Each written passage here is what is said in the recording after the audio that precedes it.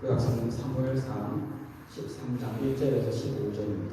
사무엘상 1절에서 13장 1절에서 15절. 약간 읽기에 길긴 하지만 이야기 형태로 되어 있는 내용이라서 본문을 읽으시면서 무슨 얘기를 하시는 얘기구나 라고 듣고 읽으시면 오늘 말씀 함께 나누는데 좋을 것 같습니다. 본문 같이 천천히 1절부터 15절까지 같이 한 목소리로 읽겠습니다. 사울이 왕이 되었을 때에 그의 나이는 30살이었다. 그가 이스라엘을 다스린 것은 42해였다.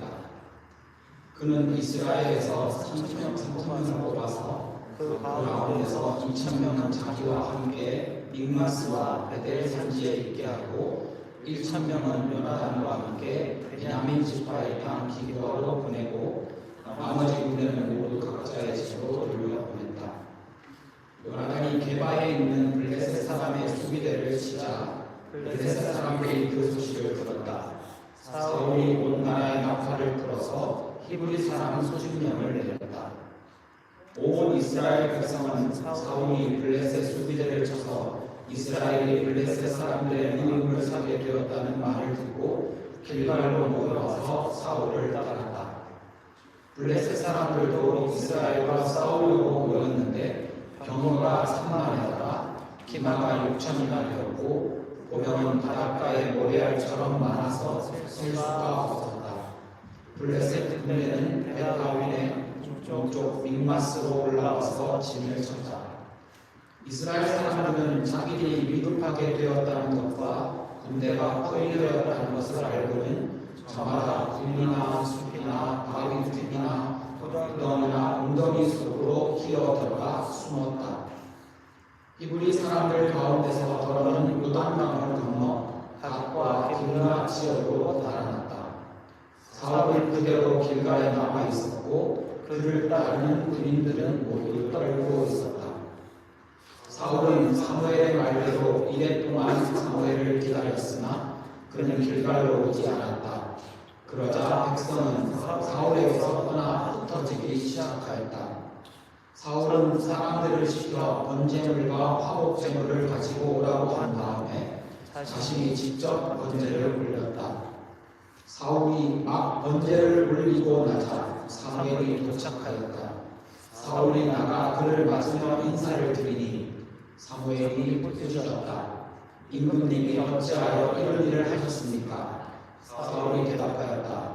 백성은 나에게서 떠나 흩어지고 제사장께서는 약속한 날짜에 오시지도 않고 블레셋 사람은 믹마스에 모여들고 있었습니다.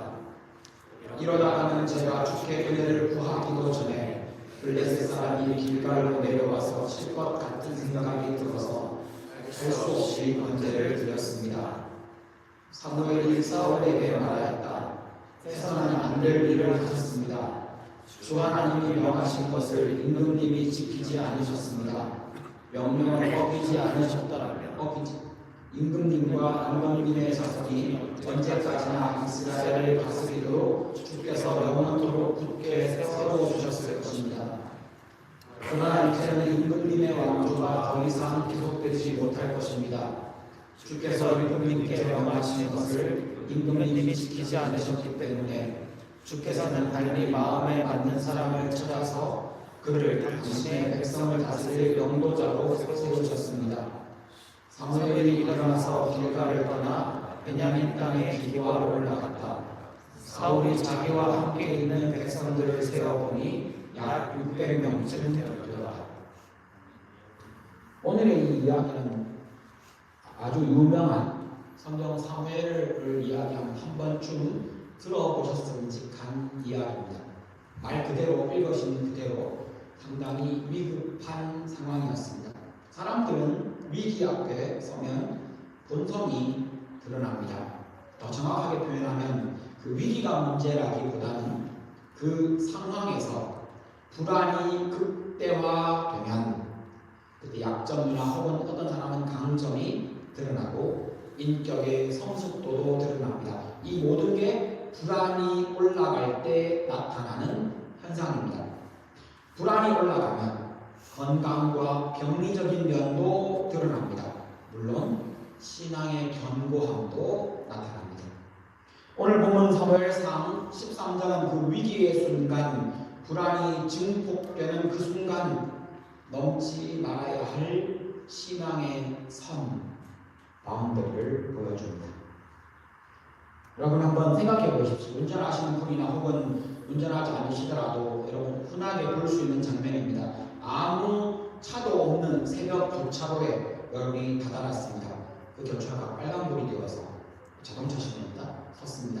초록불이 되어서 사람이 지나가야 되는데 새벽 깜깜한 밤 새벽이라 아무도 없습니다. 근데 차도 없고, 근데 여러분은 늦은 약속 시간에 늦었습니다. 늦을 것 같습니다. 그냥 지나가도 아무 일 없을 것 같습니다. 그 순간 마음에 이런 생각이 들지 않겠습니까? 시간은 급하고 아무도 없잖아. 지금은 너무 바쁘잖아. 늦을 것 같으니까 이 정도는 괜찮지 않을까 하면서 그 빨간 불임에도 불구하고 아무도 보이지 않으니까 지나가고 싶은 충동을 느끼기 마련입니다. 근데 분명한 건 그 신호등은 차가 많을 때만 지켜야 되는 것이 아니라 차가 없을 때에도, 심지어 지나가는 사람이 없을 때에도 지키라고 그 새벽에도 파란불, 초록불과 빨간불을 점등하도록 만들어놓은 시스템입니다. 물론 내가 바빠도 지각한다 할지라도 지켜야 되는 것이 맞습니다. 다 아는 이야기입니다. 그런데 오늘 본문에 나온 이 사울이 서 있던 그 자리가 바로 그 교차로 혹은 신호등 앞에 있는 그 자리와 참 유사합니다. 사울은 하나님을 거부한 게 아닙니다. 사울은 예배를 거절한 게 아닙니다. 오히려 그는 하나님께 예배를, 제사를 드리려고 했던 겁니다. 그런데 하나님은 그를 강하게 책망하십니다. 왜 그렇습니까? 그가 죄를 지어서, 적극적으로 어떤 죄를 지어서가 아니라 나쁜 의도를 가져서가 아니라 하나님이 정하신 신앙의 바운더리를 넘어갔기 때문입니다. 하나님이 정하신 신앙의 바운더리. 하나님은 위기 속에서도 넘지 말아야 할 신앙의 경계, 신앙의 바운더리를 정해 두셨습니다. 사울의 실패는 믿음이 없어서가 아니라 그 경계를 넘어섰기 때문입니다. 신앙의 바운더리는 상황이 아니라 하나님의 말씀이 결정합니다. 신앙의 바운더리는 상황이 아니라 하나님의 말씀과 하나님이 정해주신 그 자리로 결정됩니다. 사울이 처한 상황은 굉장히 극단적이었습니다. 블레셋 사람들은 압도적입니다. 아까 읽으시는 본문 중에 병력이 몇이며 병거가 몇이며 말이 얼마며 숫자는 셀 수 없을 만큼 많았습니다. 군인의 숫자도 많았지만 사실은 생각해 볼 수 있는 건 오늘 읽은 부분이고 다음에 이런 구절이, 이런 표현이 나옵니다. 이스라엘 백성에게는 쇠를 다룰 줄 아는 사람이 없었다. 그래서 농기계 하나를 만들려고 해도 블레셋에 가서 만들어야 했습니다. 그런데 그 블레셋에 가서 만들어야 되는 그 철을 다루는, 쇠를 다루는 혹은 금속을 다루는 그 기술이 요즘으로 말하면 최첨단 기술입니다. 하이테크놀로지입니다. 그게 이스라엘에는 없었고 블레셋에는 있었습니다. 무기의 수준의 차이가 많이 났던 겁니다. 다른 성경에 보면 이런 표현이 나옵니다. 이스라엘 전체 군인들 중에, 전체 전쟁에 나가는 사람들 중에 칼을 들고 있는 사람은 딱 2명이었습니다. 사울 왕과 그 아들 요나단. 나머지는요, 방망이와 돌을 들고 싸웠던 시기였습니다. 그때 블레셋은요, 병거가 있고요, 무기와 칼과 창을 들고 있고요, 그들은 갑옷을 입고 있는 사람들이었습니다. 비교가 되십니까? 얼마나 이 사울이 마음이 조급했을지 상상이 되십니까? 겁먹은 이스라엘 백성들이 숨습니다. 도망갑니다. 심지어 요단강을 건너가 사라져 버립니다. 거기다가 온다고 한 사무엘은 7일이 됐는데 안 옵니다. 이건 엄살이 아니라 그냥 단순하게 겁먹은 것이 아니라 상황 자체가 극악하고 상황 자체가 진짜 긴박한 것이 맞습니다.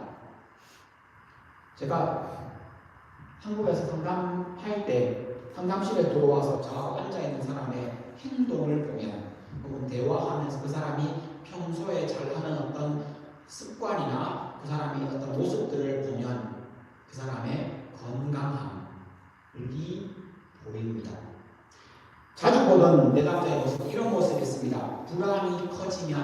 불안이 커질수록 독특한 반복되는 행동을 합니다. 우리 모두 다 그렇습니다. 그런데 마음이 건강하지 않거나 불안이 더 큰 사람은 그 반복되는 어떤 행동이 더 뚜렷해집니다. 어떤 사람은 상담하러 앉았을 때 혹은 그냥 거기 기다리는 룸에 앉아서 소파에 앉아서 계속 규칙적으로 반복되는 어떤 일을 합니다. 여러분 생각나는 어떤 행동이 있죠?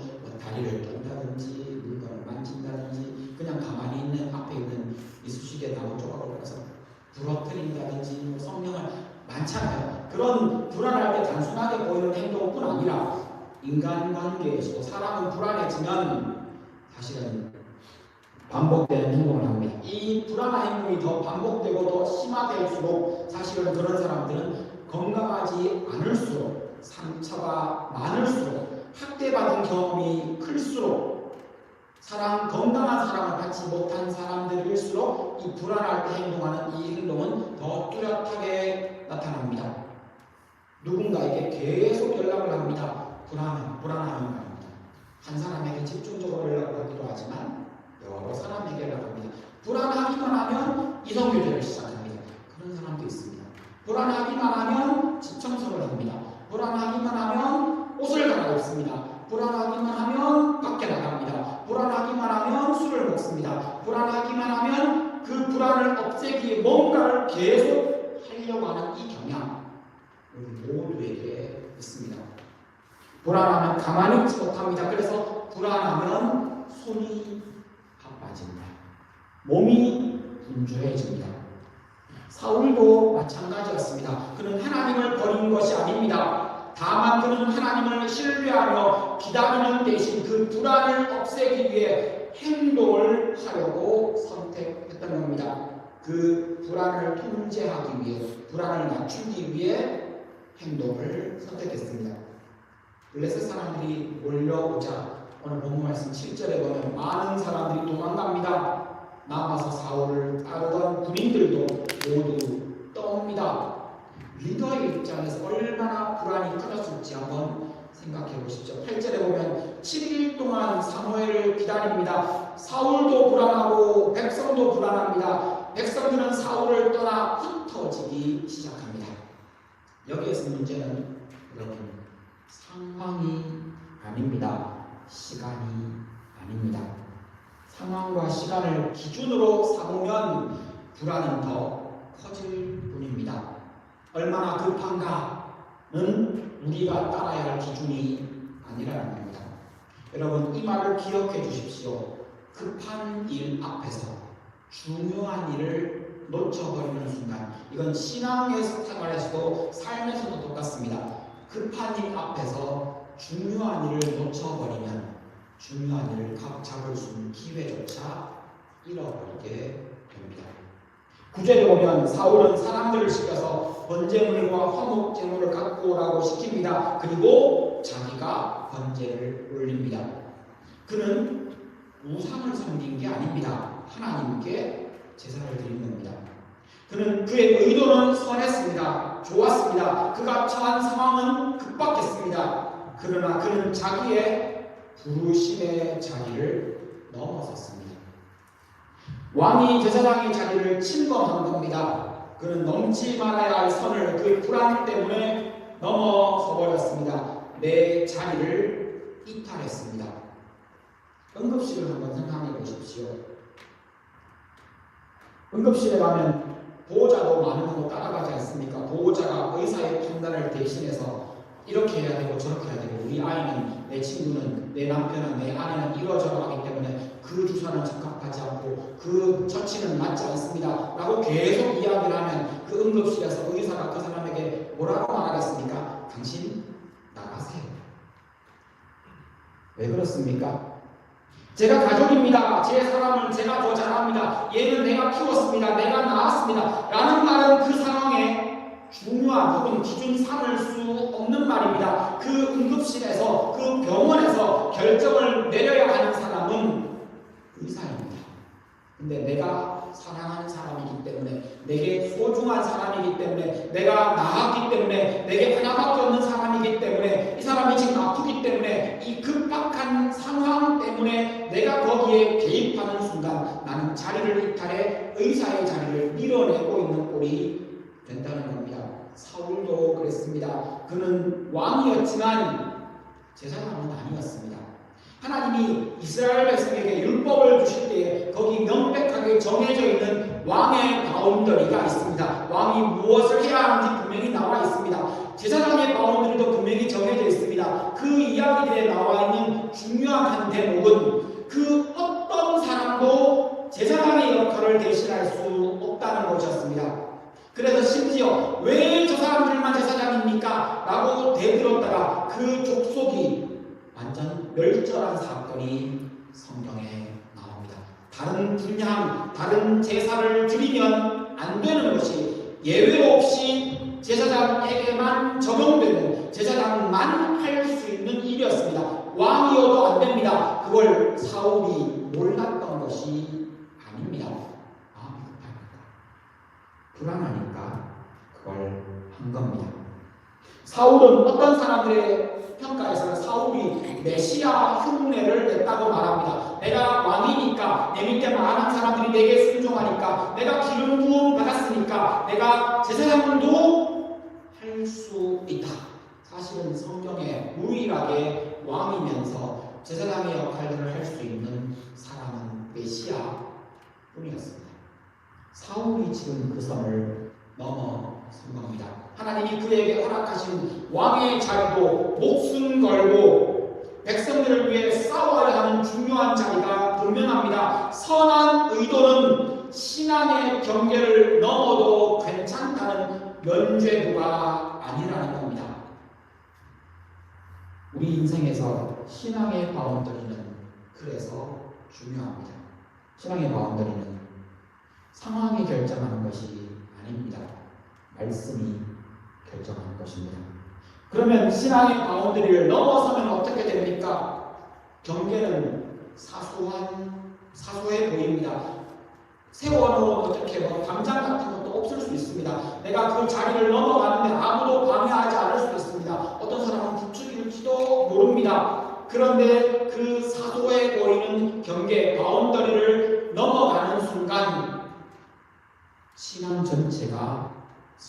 전체가 무너질 수 있다는 겁니다. 그래서 신앙의 바운더리는 중요합니다. 바운더리는 조금 넘는 것만으로도 무너질 수 있습니다. 바운더리의 이러한 특징은 신앙뿐 아니라 모든 바운더리, 인간관계에도 적용이 됩니다. 한 번 혹은 한 사람에게만 예외가 허용되면 조금 넘어간 겁니다. 아무것도 아닙니다. 수천 명, 수만 명 중에 모든 사람에게 룰로, 규칙으로 세웠습니다. 여러분의 바운더리는 여기까지입니다. 우리는 여기까지 해야 됩니다. 이게 바운더리입니다. 근데 그 수천, 수만 명 중에 딱 한 명이 내게 예외를 적용합니다. 나만 그 일을 하게 된다. 그런 일이 생겼을 때 그 사람이 그 일을 했습니다. 그러면 나머지 사람들은 요구할 수 있는 권리가 생기는 분위기가 될 겁니다. 그 다음에 모두에게 허용해 주어야 합니다. 그렇게 해서 바운더리는 무너집니다.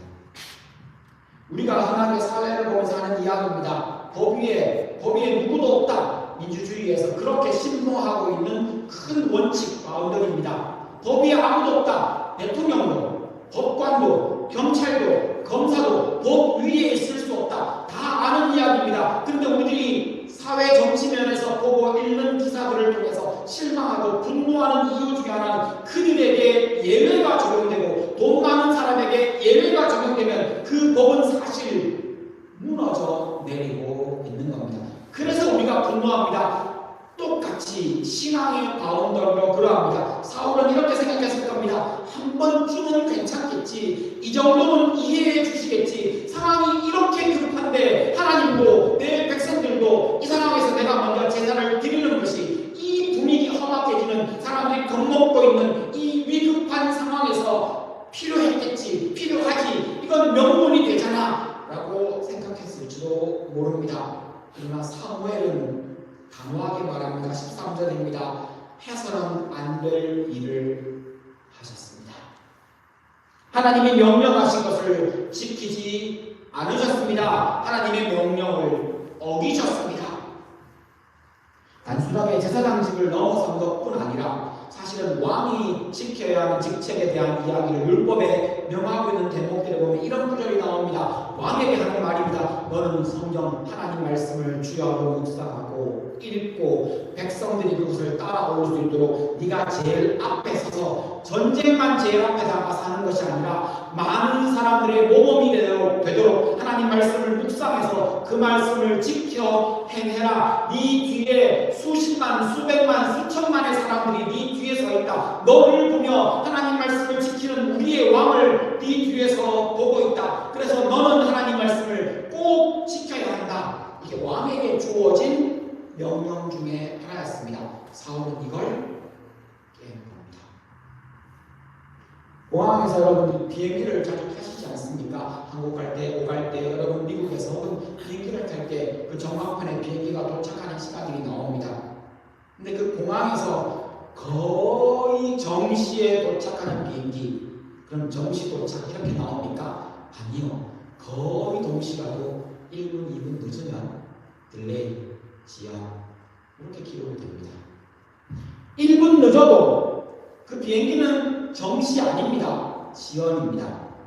신앙의 바운더리 중에도 때때로 예외도 다양한 상황과 형편이 반영되는 일들이 있을 수 있습니다. 하지만 사울이 넘어선 그 자리, 그 바운더리는 거의 맞음이라는 기준이 적용되지 않는 자리입니다. 왕이 제사장의 일을 넘어서는 것은 하나님이 만드신 질서와 자리를 넘어서는 그건 바운더리를 깨는 일입니다. 한 번이었어도 조금이었어도 상황이 급박했어도 좋은 의도였어도 신앙의 바운더리는 그렇게 무너집니다. 신앙에서 어떤 것들은 거의 순종이라는 말이 성립하지 않는 영역이 있습니다. 때로는 그런 게 있을 수 있습니다. 사람 일이 얼마나 복잡합니까? 거의 순종, 그렇게 봐줄 수 있는 영역이 있을 수 있습니다. 그런데 어떤 영역들은 거의 순종은 순종이 아닌 경우가 있다는 것을 기억하십시오. 거의 순종은 순종 아닙니다. 거의 순종은 그냥 불순종과 같은 말일 수 있다는 겁니다. 바운더리가 무너지는 것을 생각할 때 또 한 가지 기억해야 되는 것이 있습니다. 기다림의 실패는 바운더리의 포기의 신호가 됩니다. 8절을 보면 사울은 사무엘이 말한 대로 7일간 기다린 것이 맞습니다. 다만 7일이 지나기 전에 기다리기를 포기한 겁니다. 7일이 됐는데도 오지 않았다는 이 표현, 이스라엘 백성에게 이 날짜를 세는 방식은 그 시작하는 그날이 하루입니다. 그리고 날짜가 지나 그 다음 날이 시작되면 이틀인 겁니다. 한국도 그렇게 해를 연도를 세잖아요. 태어난 그해 한 살입니다. 한국에 그렇게 세잖아요. 두 번째 해가 바뀌면 2살이 됩니다. 근데 11월달, 12월달에 태어나면요 한 달, 2달 만에 2살이 됩니다. 그 방식처럼 숫자를 세웠다는 겁니다. 그래서 예수님이 우리로 얘기하면 금요일날 돌아가셨습니다. 그리고는 금, 토, 주일 3일째 살아나신 겁니다. 그래서 예수님이 3일간 죽음 가운데 계셨다라는 말을 성경에서 사용합니다. 똑같습니다. 여기에도 7일간 7일 동안 기다리십시오라고 말했을 때 사울이 제사를 지낸 그 날은 아직 7일이 끝나지 않았던 겁니다. 7일이 다 지나기 전에 기다리기를 포기해버렸습니다. 이것은 인내의 한계가 아니라 순종의 문제입니다. 7일이 차기까지 온전히 다 기다리지 않은 것은 결국 기다리지 않은 겁니다. 우리 사회는 늘 이렇게 우리들에게 메시지를 전합니다. 빨리 결정하세요. 빨리 행동하세요. 지금 움직이지 않으면 늦습니다. 주로 사기꾼들이 이렇게 말하죠. 이 기회 지나가면 잡을 수 없을 겁니다. 지금 투자하지 않으면 일확천금 여기 나온 이 수익률을 보장할 수 없습니다. 마음 조급해집니다. 불안해집니다. 내가 이 시기를 치면 그 돈 다 잃어버릴 것 같습니다. 투자하지도 않았으면서 잃어버릴지도 모른다는, 기회 비용을 잃어버릴지도 모른다는 불안 때문에 돈을 깊이 있게 생각하지 못하고 던집니다. 사회에서도 그러하듯이 신앙에서도 그러합니다. 오히려 신앙에서는 더더욱 하나님은 우리에게 빨리 하라고 말씀하시지 않습니다. 성경을 한번 되짚어 보시고 떠올려 보십시오. 하나님이 빨리 해라, 빨리 해라 이런 말 하시는 성경 구절 보신 적 있으십니까? 진짜 없습니다. 오히려 성경은 뭐라고 말합니까? 기다리라. 하나님 지금 이 기도 응답해 주셔야겠는데요. 하나님이 말씀하십니다. 기다리라. 하나님 다 됐는데요. 기다리라. 하나님 죽을 것 같은데요. 오히려 이 기다려라는 명령이 훨씬 더 많습니다. 그러면서 하시는 말씀이 뭡니까? 내가 너와 함께한다. 불안해하지 마라. 놀라지 마라. 내가 너와 함께한다. 네가 보기에는 지금이겠지만 아니다. 내가 더 좋은 것을 더 좋은 타이밍에 줄 것이다. 기다려라. 나만 믿어라. 불안해하지 마라. 떨지 마라. 여러분, 기다림은, 특별히 신앙에서의 기다림은 수동적인 행동, 가만히 있는 게 아닙니다. 하나님의 시간표를 신뢰하는 능동적인 행동이 순종입니다. 우리는 보통 척박하고 힘든 시기를 광야라는 이름으로 부릅니다. 어떤 사람은 블랙스버그가 광야일 겁니다. 여기 왔더니만 사실은 여기 오고 싶지 않았었는데 더 좋은 선택지를 내가 할 수만 있었다면 거기 갔었겠지만 어쩌다 보니 여기까지 왔는데 여기 오고 보니 놀 데도 없고 사람도 없고 교회도 좋지 않고 뭐도 안 좋고 로고스나 레마도 마음에 안 들고 예쁜 사람도 없고 잘생긴 남자도 없고 막 답답하고 힘들고 할 거는 공부밖에 없고 해야 되는 학위의 과정은 질질질 시간이 연장되면서 내가 어디로 가야 할지 무엇을 해야 할지 여러분이 여기가 광야라고 느끼십니까? 많은 사람들은 자기가 지금 처해 있는 힘든 상황을 그 다급하고 척박한 힘든 시기를 광야라고 부릅니다. 괜찮은 내용인 것 같습니다. 실제로 우리는 그렇게 광야를 지나갑니다.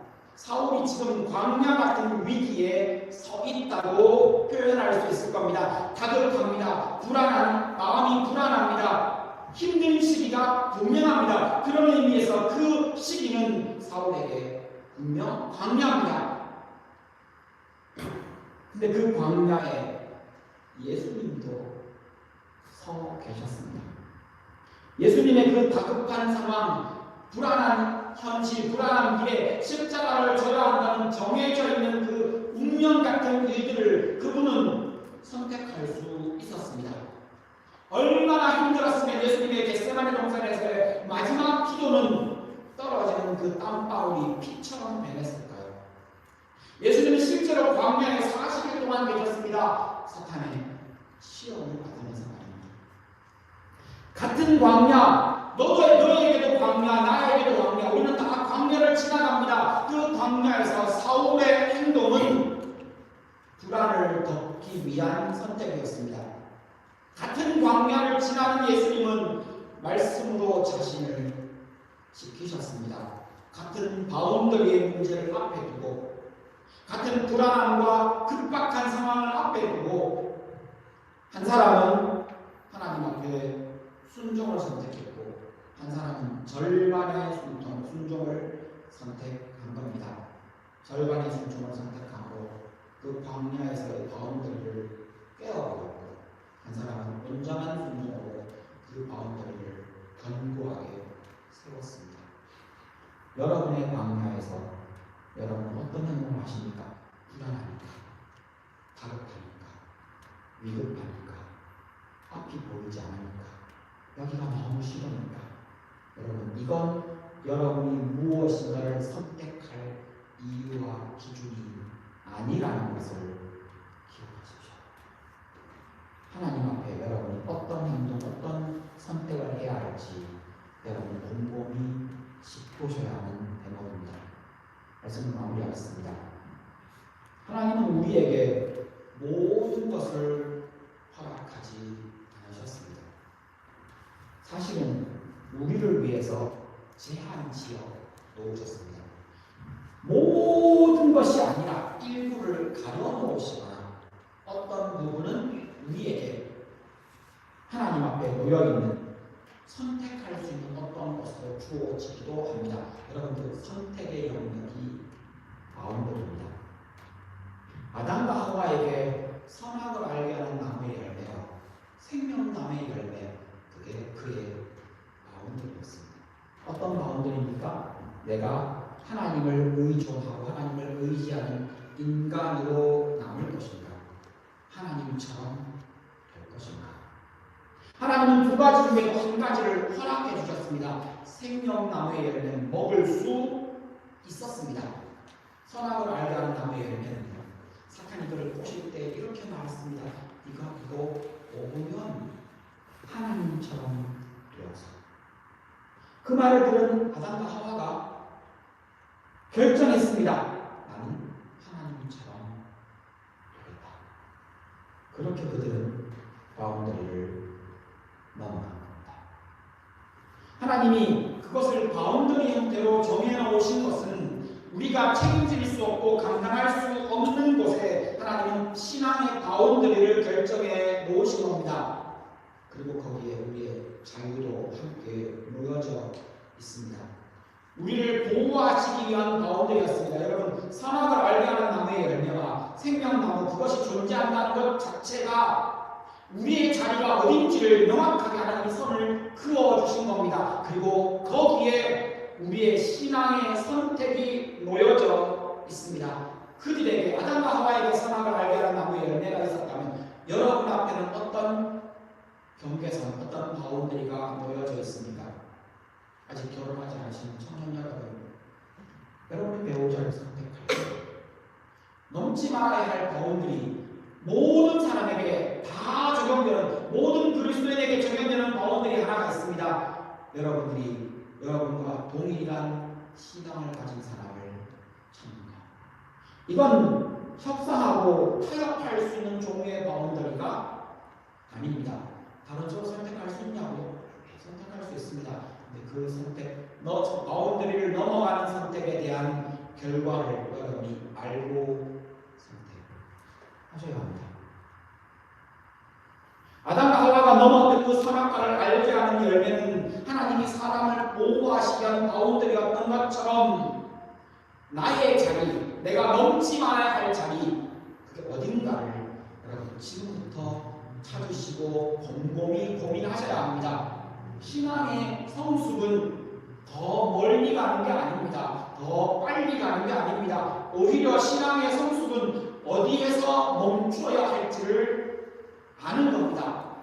세상에 많은 것을 선택할 수 있는 자유가 여러분에게 주어져 있지만 그 모든 것이 여러분의 믿음에 유익한 것은 아닙니다. 그 모든 것이 여러분의 신앙에 유익한 것은 아닙니다. 그 모든 것이 여러분을 세워주는 선택은 아닙니다. 여러분, 여기에서 여러분의 바운더리를 분명히 정하십시오. 멀리 가고 빨리 가고 잘 가는 것, 그것도 좋아 보이지만 신앙의 성숙은 멈추어야 할 때 가지 말아야 할 길을 아는 지혜에 있습니다. 주님이 허락하시는 그곳에서 여러분 멈추십시오. 주님께서 허락하신 나의 자리가 아니라면 여러분 거기에서 멈추십시오. 기도하시겠습니다. 오늘 말씀을 들으면서 여러분 어떤 마음이 드십니까? 어떤 결단을 하고 싶으십니까? 위기와 불안 속에서도 하나님이 정하신 말씀과 시간표를 신뢰하면서 정밀하게 순종을 실천할 수 있는 믿음을 주십시오 라고 기도하시는 분이 계시면 좋겠습니다. 또 어떤 분은 좋은 의도와 열심 속에서도 하나님께서 맡기신 자리와 역할을 벗어나지 않도록 하나님 지혜와 분별력을 주십시오. 내 자리를 잘 지키게 해주십시오. 선을 넘지 않게 해주십시오 라는 기도, 분별할 수 있는 지혜를 주십시오.